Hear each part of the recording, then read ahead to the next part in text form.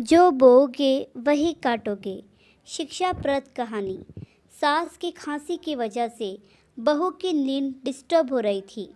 पति को तो कुछ कह नहीं सकती थी, इसलिए अपने बेटे को ही चुटकी काट ली।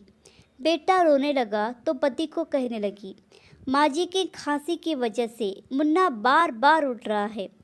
पहले ही ठंड बहुत है, अगर ऐसा ही रहा तो मुन्ने की तबीयत खराब हो जाएगी।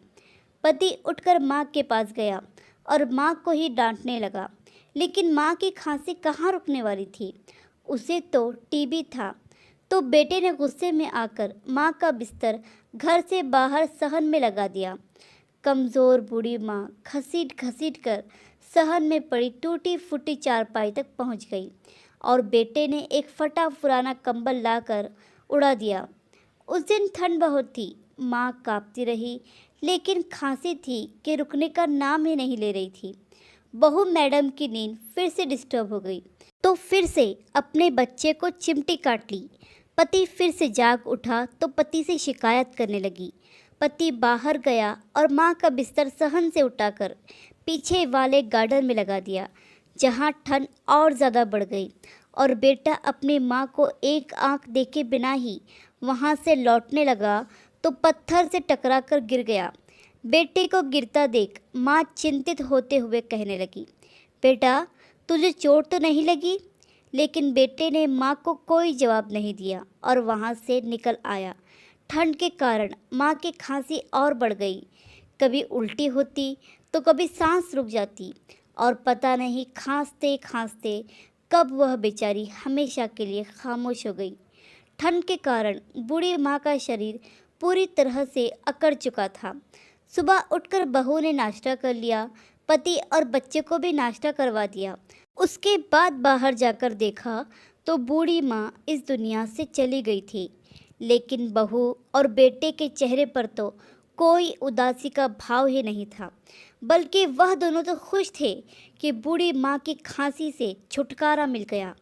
समय बीतता गया, उनका बेटा भी जवान हुआ। पत्नी तो अपने बेटे की जवानी में ही मर गई थी, लेकिन पति बचा था जो अब बूढ़ा हो गया था, और जब वह भी खांसता तो उसकी चारपाई भी वही होती जहाँ उसकी माँ की चारपाई लगाई जाती। लेकिन वह मर्द था तो उसमें सहनशीलता ज़्यादा थी। एक सुबह वह अपने पोते को गोद में लेकर प्यार कर रहा था।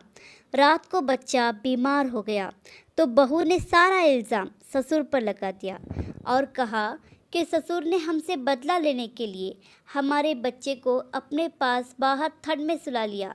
मैंने मांगा तो मुझे गालियां देने लगा और कहा कि तुम मेरे पोते को मुझसे दूर कर रही हो, और अब देखो हमारा बच्चा बीमार हो गया।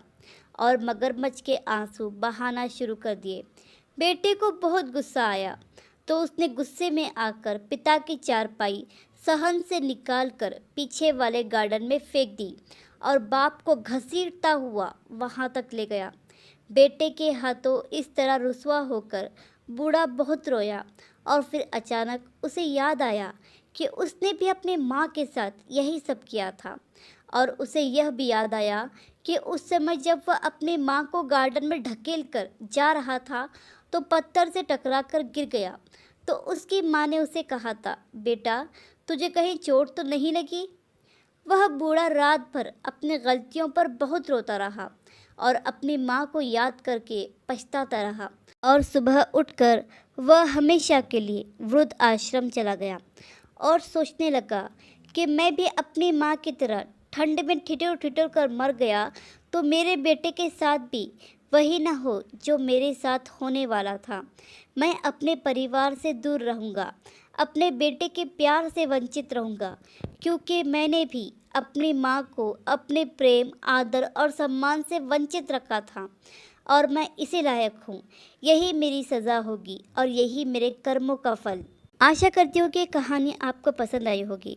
इस कहानी पर आपकी क्या राय है, हमें कमेंट करके ज़रूर बताइए। कहानी पसंद आई हो तो लाइक और शेयर करना बिल्कुल भी ना भूलिए। चैनल पर नए हो तो चैनल को सब्सक्राइब ज़रूर कीजिए। कहानी सुनने के लिए आपका बहुत बहुत धन्यवाद।